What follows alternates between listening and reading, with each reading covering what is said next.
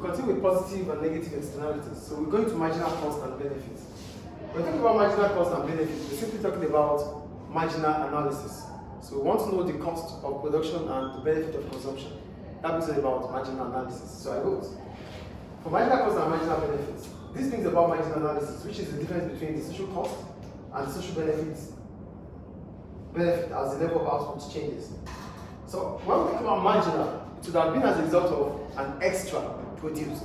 So the extra produced, what is the reward? What is the reward of that extra produced? That is what we need to talk about. So we start with marginal cost of production. I wrote, it is the extra cost of production, producing an extra unit of output. So the extra cost you incur because you have produced an extra unit of output is called the marginal cost of production. It's part of our marginal analysis. Marginal cost of production and marginal benefit of consumption are both marginal analysis. So for marginal cost of production, it's simply talking about the cost incurred as a result of producing an extra unit of output. Then you have marginal benefit of consumption, which is the benefit received from consuming an extra unit. The cost of producing that extra unit is the marginal cost. The benefit of consuming the extra unit produced by those firms is the marginal benefit of consumption. Do you understand the two now, please? So the marginal cost of production is likely to change as output increases. So as soon as we increase our level of output, it is expected that our marginal cost and marginal benefit change. So their changes will be depending on which side. Is it on the producer side or the consumer side? That is why we have the marginal cost, marginal benefit analysis. So for this graph is called the optimum level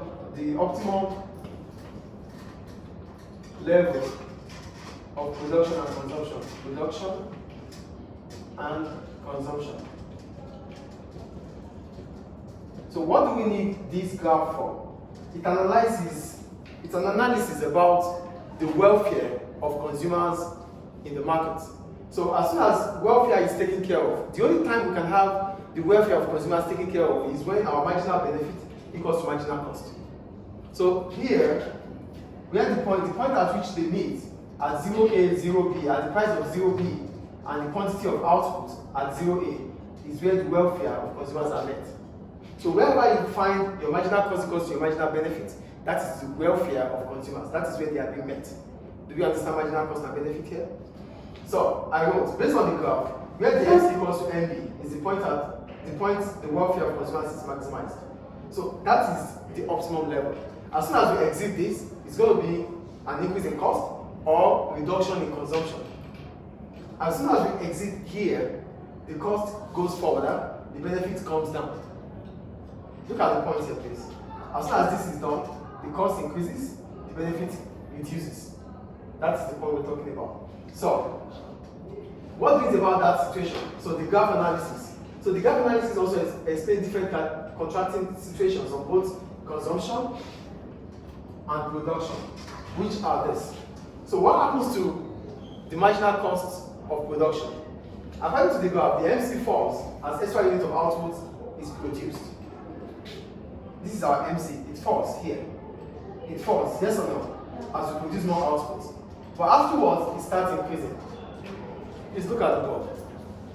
At first, the marginal cost of production would fall as soon as an extra unit of output is produced. It falls. But afterwards, it starts increasing. Why did it fall? It fell because it is assumed, it is expected that when an extra unit of output is produced, the firm is at its efficiency. Efficiency means the firm is able to reduce its cost initially. So what will make the marginal cost to fall is because the firm in that industry, you can't just think about producing an extra unit if you are not efficient.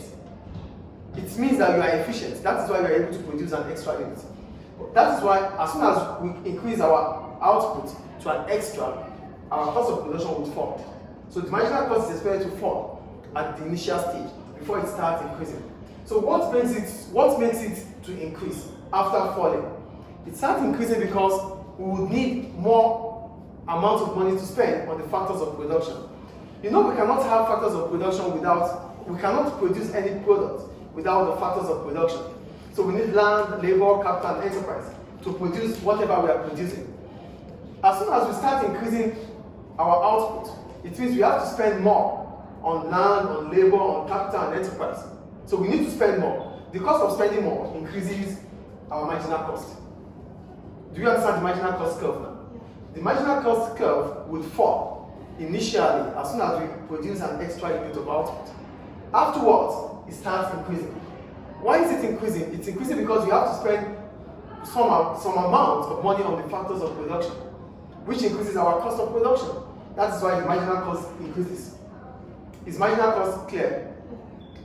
Now, marginal benefits, which initially rises, then it falls. Why did it fall?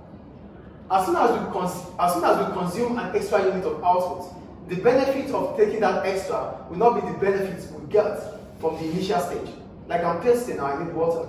As soon as I drink the first, the second, going to the third, I won't feel the same benefit as the initial one. Yes or no? So that is why the marginal benefit will fall as soon as extra unit is consumed. Do we get it? For marginal cost, it will fall initially, then it starts rising. Why is it rising? It's rising because we have to spend more on the factors of production to increase our output. For marginal benefit, as soon as we increase the consumption of the extra, the benefit starts reducing. That is why it falls.